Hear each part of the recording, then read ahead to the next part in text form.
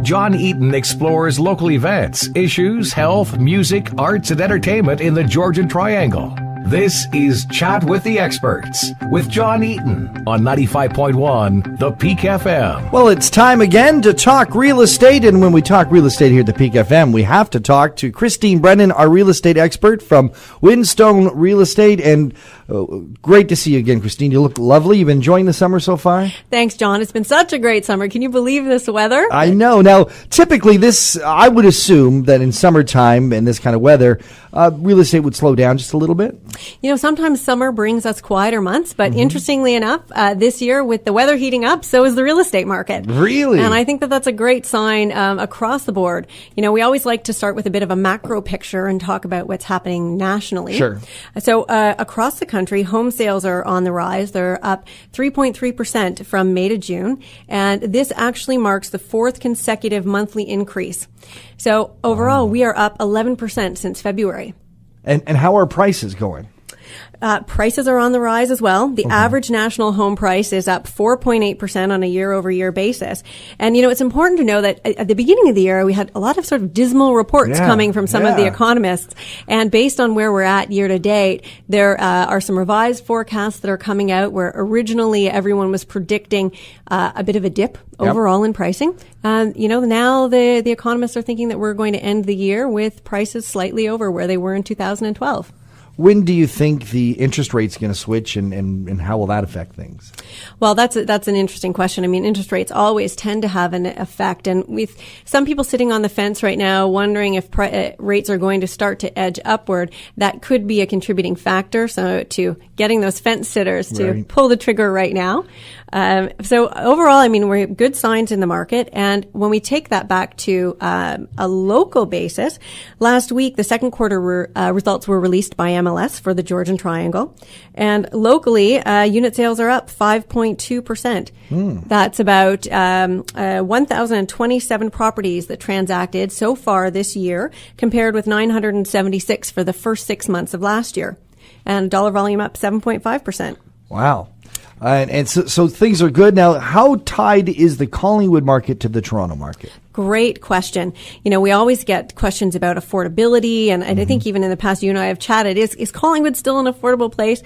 You know, when we look at where we are at in the Georgian Triangle and Collingwood, interestingly, our national average home price is about $386,000. Our local Georgian Triangle home price is about $329,000. $309 for Collingwood. Compare that with Toronto, which is over $530,000 for the average home price. So it's still a deal, and I've heard that this is how our economy is going to benefit, is if you can sell your property in Toronto, buy something comparable here, and make some money, the real estate market's always going to be good here if that's the case. And so true. And that's, you know, one of the things that's actually fueling a major trend that we're seeing in this area are people that are selling their single family homes from the GTA and wider and coming up to this area. And that's a perfect segue into our topic for today. It's downsizing and getting ready to, change in lifestyle. And you've brought a very special guest in to talk about this. Yes, I'm thrilled that we're joined by Jeff Davis, who is broker of record for Windstone Real Estate. And Jeff is actually an accredited seniors real estate specialist. Now, I didn't even know a seniors real estate expert existed. Jeff, what is a seniors real estate expert? Great question, John, and glad to be here. Thanks for the invitation. An SRES is a designation, and that's a course that a number of us have taken in the area that helps us gain a better understanding and knowledge of what are the factors that are important for that seniors group. And for today's purposes, we're actually going to talk from age 50 and up as seniors. So if we're offending some of those on the borderline of 50, so be it. But my birthday's in August, and I'm going to technically, by your books, Jeff, be a senior. Now, I think we encompass everyone who's considering, they're at that empty nester stage in life. Right. They're, looking to future retirement, and those as they transition into true seniors over 65. So, Jeff, what is the biggest concern right now for seniors in the real estate market? Well, I think part of it, you touched on it earlier, which was a great question on the GTA people and what they're selling their homes for and coming up here and really getting a great head start to retirement. They're arguably selling their home for perhaps a couple of $100,000 more in the city than they are here, and that gives them an opportunity to do some travel or to reevaluate how they like to live in their future years.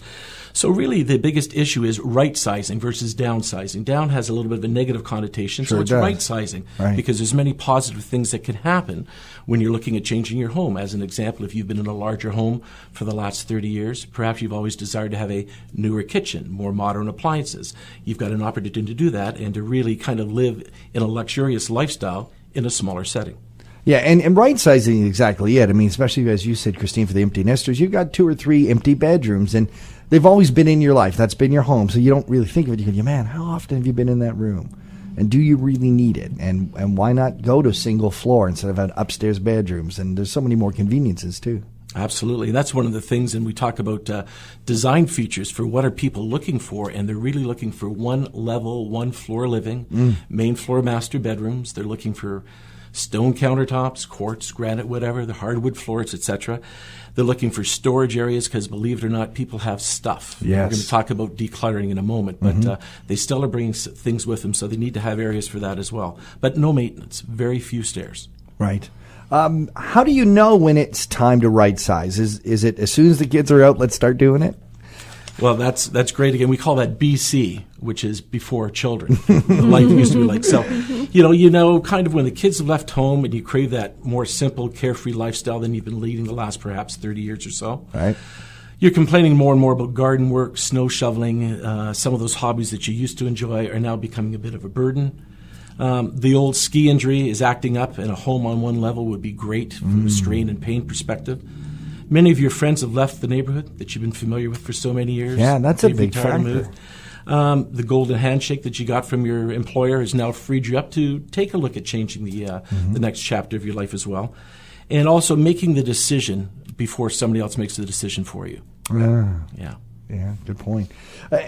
How often do you deal with, because I would think once you get to people who are, 50 plus, many of them have been in their homes for 20 years, 25 years.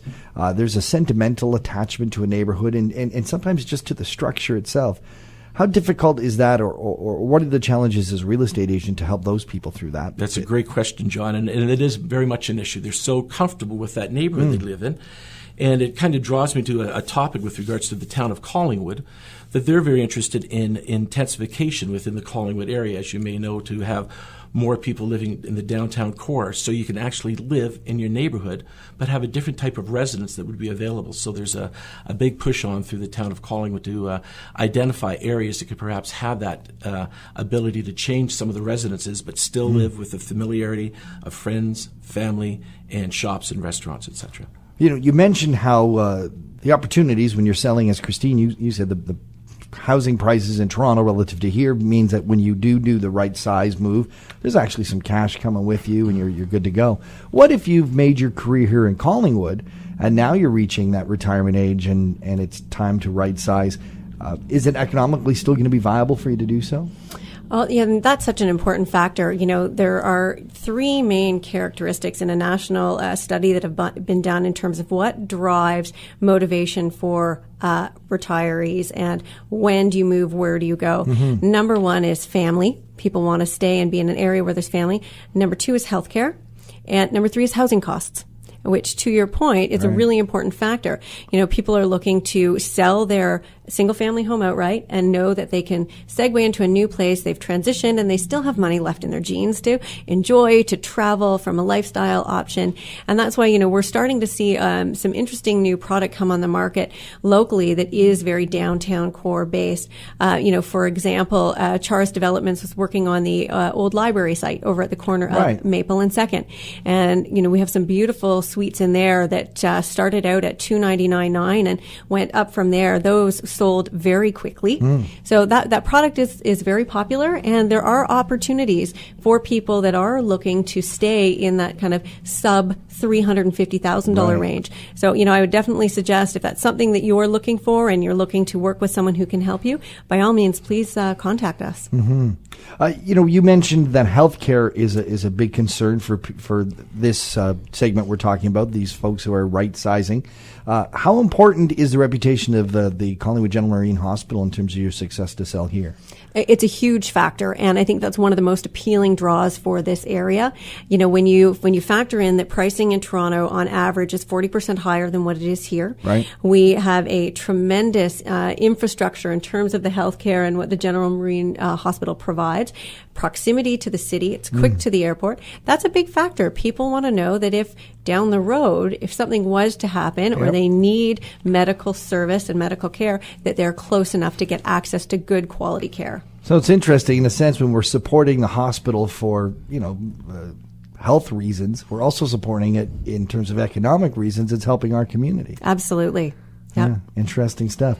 Okay, when do you know you've decided it's right-sizing time? What's your first step? Well, I think the first step is to evaluate your house, where you're going to move, and what things do you need to get rid of. And that's one of the biggest issues we have in discussing potential moves is sorting, organizing, and decluttering.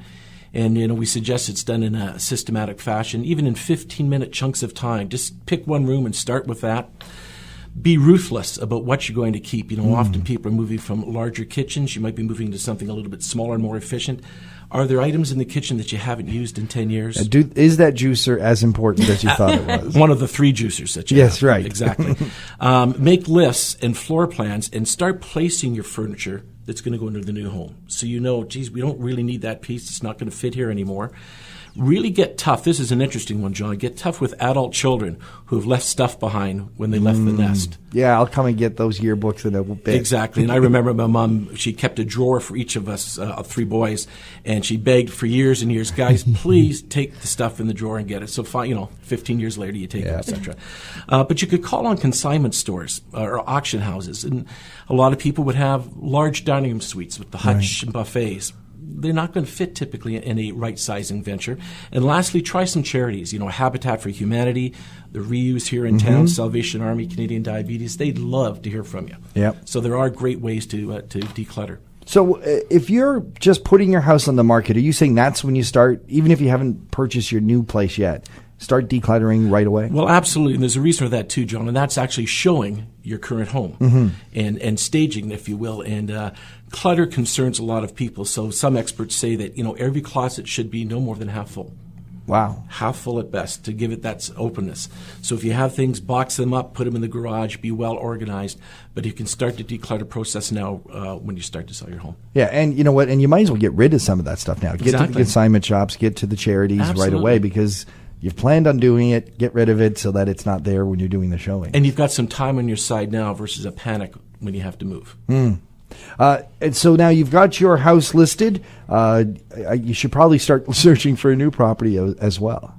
What are some tips in that? Well, people are looking for some interesting design features. We touched on them earlier with regards to one-level living, eliminating stairs. Most people up here have a very active recreational lifestyle with skiing, cross-country, biking and that. They've probably got a hip or a knee or an ankle that's bothering them as they get a little bit older. So they're looking for that more, less strain, I should say, environment to live in. They're looking for main floor master bedrooms. They're looking for stone countertops. They're looking for wood flooring. Some of the things that they perhaps would have liked to incorporate in their current home just didn't do the renovations. Right. So as I said earlier, they're looking for luxury on a smaller scale. Maybe a little off topic, but you mentioned renovations. If you currently own a home now and you've got some money to do some renovations, but you know that you want to renovate in terms of being able to tap into this market eventually, what are some of the things you should start looking at renovating right now? Kitchens are a really big factor. It's something that people love to see, a great kitchen when they're looking at a new property. And if we're talking about sort of two things, I think we look at renovations of existing property when you are right-sizing and moving out. So you're looking for that potentially new family that's coming to buy your home. And then there are the renovations that someone might do if they own a bungalow and they want to target potentially seniors. So if you're looking to make that move and you're targeting new families, kitchens are a key one. Modern appliances, stone countertops, that's what people are looking for. And sometimes even just a fresh coat of paint. here and Really, there. just that. Neutral color tones, those are always really key. And, whatever you can do to help people visualize themselves in a new space and make it their own. Funny thing, one of the most, important factors when you're going through this process is this little thing. You may have cherished sentimental photographs of the entire family all over the house. That's one of the first things that we recommend. Put them away into photo albums, put them in the drawers, maybe leave out one or two key ones, because people want to be able to imagine their own family in your home. So psychologically, if you're not there, it's easier for them to put them and their family there. Exactly. Wow, Indra, I never thought of that. What are some tips about staging? Well, decluttering, as Jeff mentioned, is really important, and that goes down to creating a sense of openness. We often recommend even removing furniture pieces. So part of what we'll do when we work with people who are looking to sell is go through and make a detailed list of pieces that make the room feel a little bit tighter or oversized furniture, just to give it a sense of airiness and space. Right. That is another really important one. And keeping all surfaces as clean and tidy as possible. So sticking that juicer or the blender or the toaster under the counter, those are little tricks that are important. Jeff, you specialize in working with seniors, so I would imagine that would be one tip for a senior or late boomer who's making a change, is to look for a real estate agent that has that kind of credentials. What other things do they need to look for? Well, I think it's important to understand the marketplace and where these one-level homes, the condominiums, the new homes that are being built are located, and what distinct features make them kind of unique. But before you do any of that, you really need to sit down with your client and understand what their needs are. What are they looking for? What's important to them? And as Christine talked about before, is family the biggest factor? Is the healthcare, transportation is becoming a bigger factor as we get older. Some people, eventually can't drive, so how accessible are they to town? And that's why developments like the Cherished development, the old library, walkable distance to everything is a huge factor for people. Yeah, good point. Well, look, we've come to our time already. I can't believe it. Joining us has been Jeff Davis. He is a SRES. What is that again, Jeff? That's Senior Real Estate Specialist. Senior Real Estate Specialist. And Christine Brennan, of course, our real estate expert. Always great to see you, Christine, and good luck on the boom that we currently are existing in the real estate market. Great to see you as well, John. Thanks so much. Thanks, John. Exploring more of what matters. It's Chat with the Experts with John Eaton on 95.1 The Peak FM.